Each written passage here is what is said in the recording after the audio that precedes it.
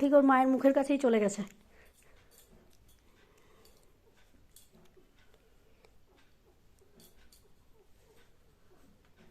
দেখ পা ভাঁজ হয়ে গেছে, দেখ এখন 48 ঘন্টা বয়স হয়নি, দেখেছিস পেছনে পা ভাঁজ হয়ে গেছে। আর একজন ওদিকে, একজন এদিকে।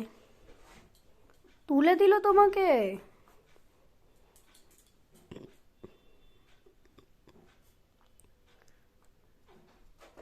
আমাকে যে ডাক্তার অপারেশন করেছে, যার কথা বলতে প্রসূতির দাদা, সে আমাকে বলছে কি বাচ্চা সাবধানে রাখবেন, হ্যাঁ ও ব্যথা পেয়েছে তো মেরে ফেলতে পারে।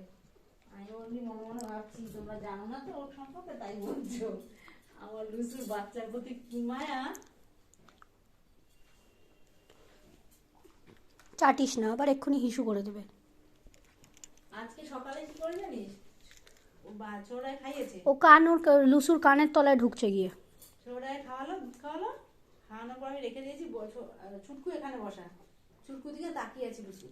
মানে তুইও দুধ খাবি, আয়। না তখনও উঠতে পারছে, ওকে আদর করবে। হুম। এবার আমি যে ছুটকুকে শুয়ে দিলাম, সে কি আদর করা, আমি